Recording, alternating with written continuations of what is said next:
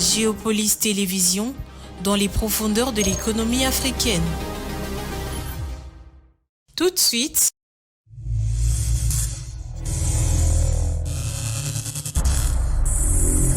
bulletin.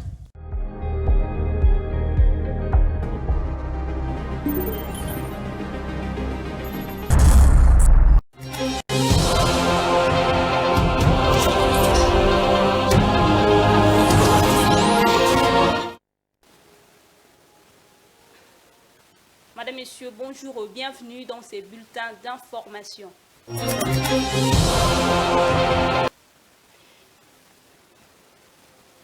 Le chef de l'État, Félix Tshisekedi, était ce mercredi 11 décembre devant les deux chambres du Parlement réunies en congrès dans le cadre de son discours sur l'état de la nation. Un discours axé sur plusieurs secteurs clés de la République démocratique du Congo, notamment l'économie nationale. Le président de la République, à l'heure de son allocution, vantait les performances économico-financières réalisées grâce à une gestion rigoureuse de finances et une étroite collaboration gouvernement-BCC. Il a également tablé sur la vie sociale de la population. Suivez. C'est devant les deux chambres du Parlement réunies en congrès que le chef de l'État, Félix Tshisekedi, a tenu son discours bilan de la première année de son second quinquennat. Un bilan axé sur plusieurs secteurs clés de la République démocratique du Congo, notamment l'économie nationale qui affiche des progrès notables et des avancées concrètes selon le président de la République. Grâce à une gestion rigoureuse de nos finances publiques, et à une étroite coordination entre le gouvernement et la Banque centrale du Congo, nous avons stabilisé le taux de change. Au 27 novembre 2024, nos réserves internationales atteignaient 6 117 50 000 dollars américains, couvrant 14 semaines d'importation, renforçant ainsi notre capacité à faire face aux incertitudes économiques. Concernant le renforcement du pouvoir d'achat de la population, le chef de l'État a fait savoir qu'une série de discussions a été lancée entre le gouvernement et les importateurs et grâce à ces efforts, le gouvernement a enregistré une baisse de 5 à 11% sur le produit de base. Il est vrai que la question de la vie chère s'invite aujourd'hui sur la table des décideurs que nous sommes. Je tiens cependant à rassurer la population. Dès la formation du gouvernement, après ma réélection, j'ai instruit la Première ministre de prendre des mesures urgentes pour protéger et renforcer le pouvoir d'achat des ménages.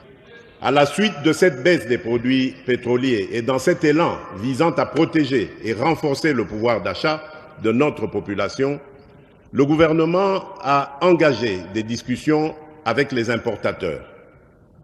Grâce à ces efforts conjugués, nous enregistrons aujourd'hui une baisse de 5 à 11% sur ces produits de base. Ce résultat témoigne de notre volonté inébranlable d'améliorer les conditions de vie de chaque Congolaise et de chaque Congolais. Félix Tshisekedi est revenu notamment sur les embouteillages monstres constatés ces derniers jours dans la ville de Kinshasa, capitale de la République démocratique du Congo. Je voudrais dire particulièrement aux Kinoises et aux Kinois que je partage avec vous la préoccupation des embouteillages quotidiens qui compliquent les déplacements dans la ville.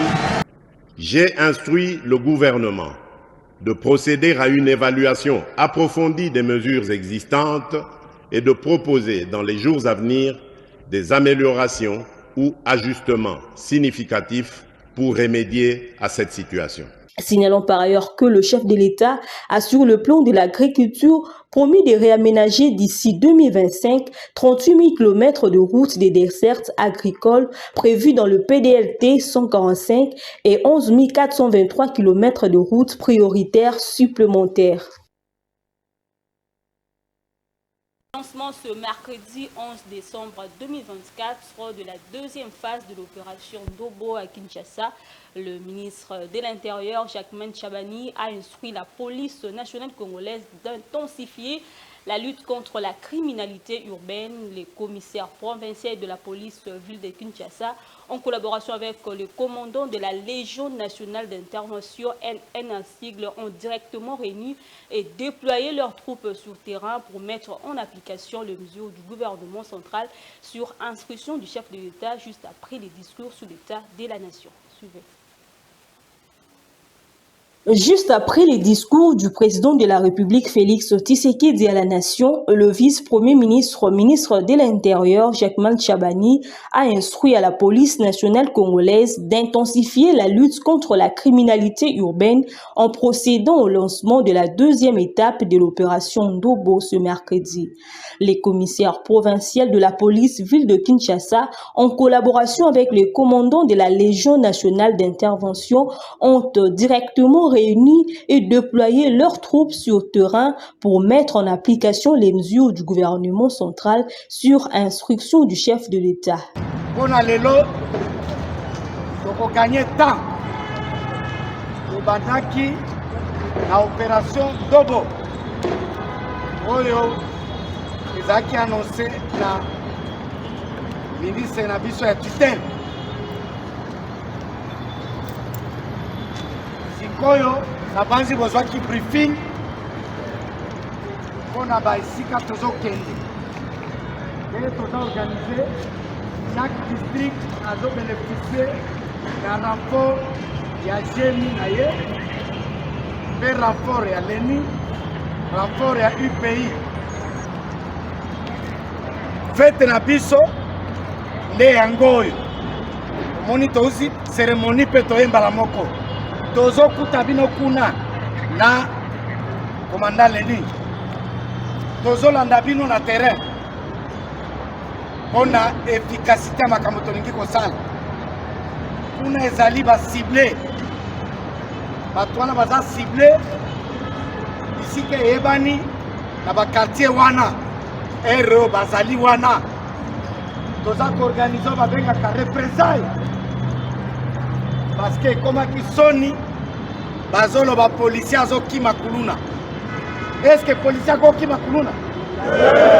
Tout est parti du stade de Martyr où les commissaires divisionnaires adjoints Blaise Kimbalimba, commandant de la police ville de Kinshasa, a donné les instructions claires. Signalons que l'intensification de l'opération Ndobo qui vise à traquer et maîtriser le bandit urbain dans la capitale congolaise intervient alors que le présumé criminel arrêté lors de la première étape sont en train de répondre de leurs actes dans différentes cours militaires civiles à travers la République. Autre chose, les entreprises du portefeuille de l'État devraient être conçues comme des acteurs privilégiés de gouvernance économique plutôt que des entités pour financer le budget de l'État. C'est l'une des recommandations du professeur Kabeyati Koukou lors des états généraux des entreprises du portefeuille.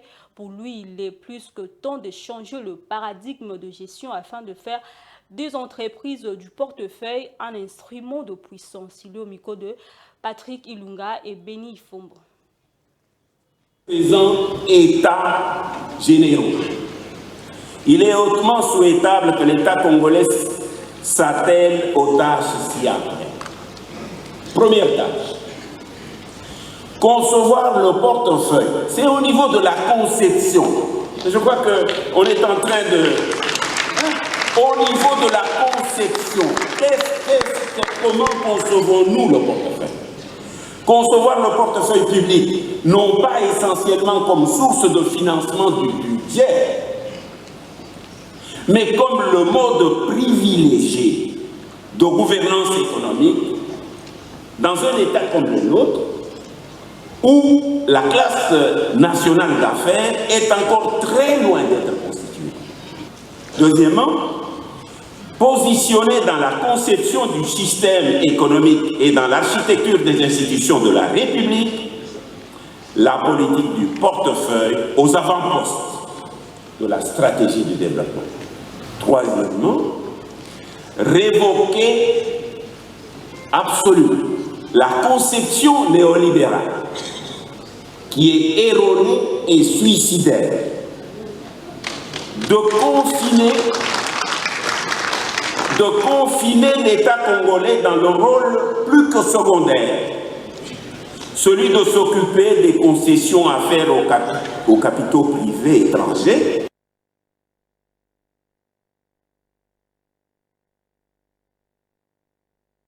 Finir, l'Afrique de l'Ouest est le premier importateur et consommateur de riz sur les continents. Si l'Asie est la principale source de ses achats, l'Inde est son fournisseur numéro 1. Le projet routier évoqué pour la zone pétrolifère de l'Est du Niger devrait aider à réduire la disparité. Il aidera aussi à réduire les contraintes logistiques pour l'expédition des ressources extraites. Suivez.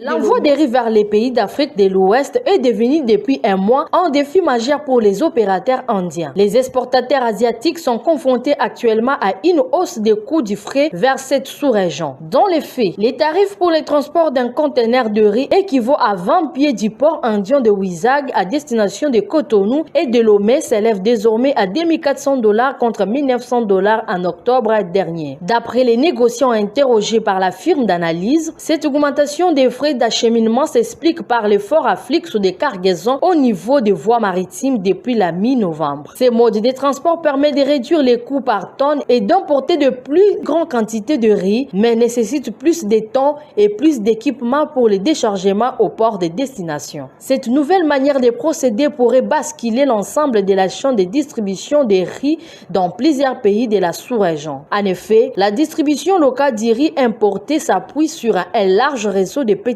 et moyennes entreprises qui s'approvisionnent auprès d'importateurs et travaillent avec des sacs de 25 kg et de 50 kg. La région est également habituée à des flux réguliers des navires qui ramènent des cargaisons de taille moyenne, ce qui assure un approvisionnement constant et permet de mieux maîtriser la chaîne de distribution. Dans un tel contexte, l'emploi du vrac conventionnel, s'il est effectif dans les prochaines semaines, sera un test important non seulement pour les exportateurs, mais aussi pour tous les acteurs de la chaîne.